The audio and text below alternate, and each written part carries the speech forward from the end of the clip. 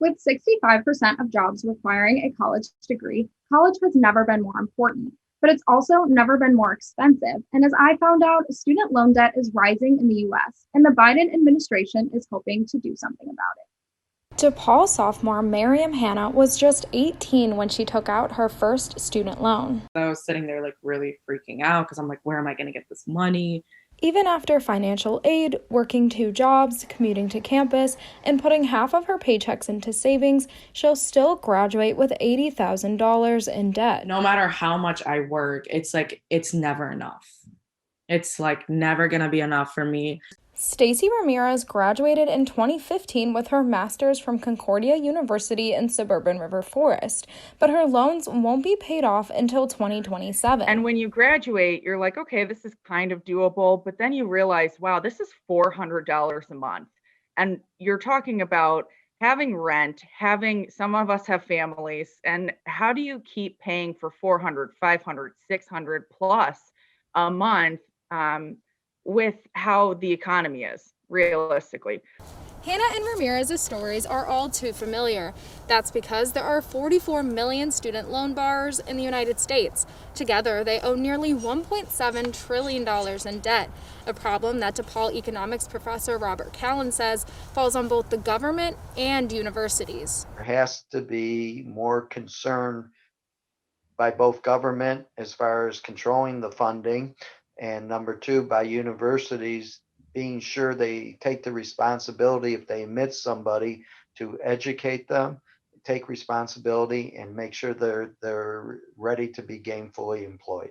Despite nearly 90% of students at DePaul receiving financial aid, nearly 70% of undergraduate students take out loans.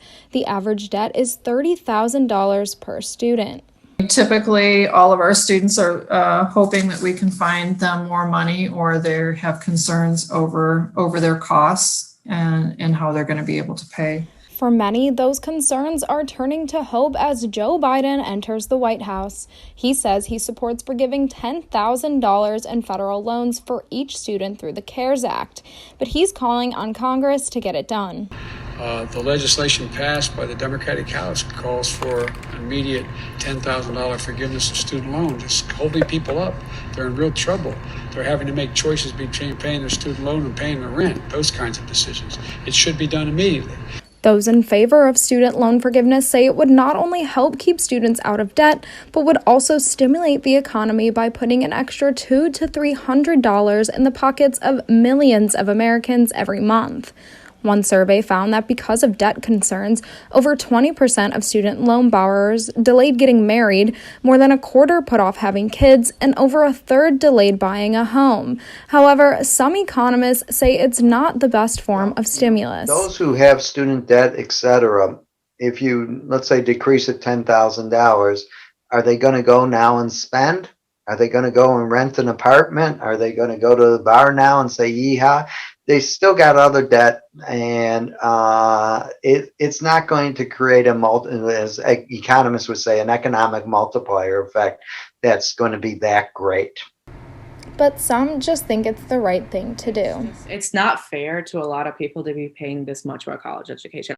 And while Biden says he won't use executive action to forgive student loans, he will use it to extend the current pause on student loan payments and interest amid the pandemic. For Good Day DePaul, I'm Becky Buds.